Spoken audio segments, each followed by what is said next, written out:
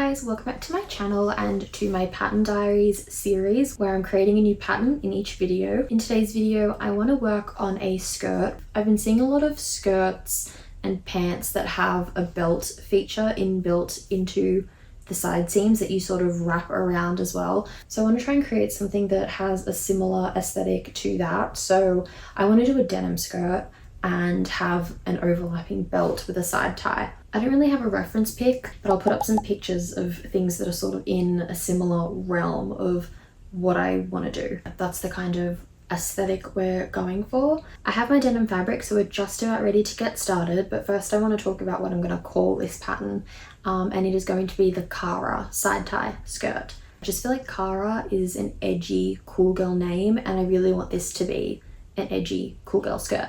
So let's go ahead and start mocking up our canvas fabric, and then we'll go ahead and recreate it in the final fabric once we're happy with the overall fit, shape, measurements, etc. Let's go. So the first thing I did was cut out my pattern on my canvas fabric. I knew that I wanted this to be more of an A-line shaped mini skirt. So the front and back panels were more or less the same, just the back panel would have darts. So I started by stitching those front and back panels together, and I added an invisible zip on one side as well. This is me trying to figure out how that would work. And then I also sandwiched the front belt into that zip join as well. And then I put ties in on the other side and sandwiched those into the side seam there. For this sample, I wanted a double row of ties, so I stitched 4 ties in total. Here's how it looked. And here's the first try on. This was a pretty good start. I really liked the shape overall. It was just sitting quite big on me, so I knew I would have to take in a couple of centimeters.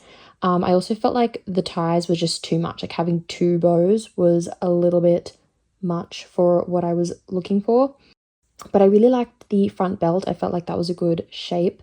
So I went back in on my second sample and did a smaller version. I just reduced the sides, but I actually could not show you what this looked like because it ended up being way too small. Like you could see everything, so I cannot show you what that looked like on, but just trust it was all wrong. So I did a third sample. I went in between on my measurements, redid everything, exactly the same construction as the first sample. It was just with different measurements, and here's what that looked like, and I was a lot happy with this. I felt like this was pretty close to perfect. The only thing that I realized was that I should have put the zip under the belt layer, not on the outside, so that it would like truly be hidden when you do the belt up altogether. So that was the only thing that I was going to change about this.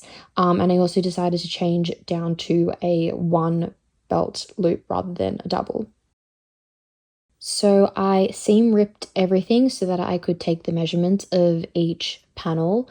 And then I transferred it to my computer, drew up the pattern, and then printed it out properly, and then cut it out on my final fabric, which was this blue denim here. This was sort of a mid-weight denim, so it wasn't too stiff, it wasn't too light. It was definitely like mid-weight with a tiny bit of stretch as well. And then I also decided to try adding in a lining as well. I wasn't sure if this would really need it, but I thought, let me just try it, see how it goes. So I stitched my lining onto my outer fabric and then flipped it onto the inside so it would sort of hide all of the seams. The zip was a little bit tricky to do, but ended up being fine. This is the front belt panel. I ended up stitching this as a double layer of denim, so it would be extra thick. And here is what that final sample looks like. This is me trying it on, so you can see that I've put the zip on the inside now, so it's fully hidden under that belt, and I stuck with the 1 tie as well.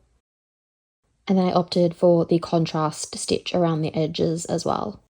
Okay, so that's this pattern finished.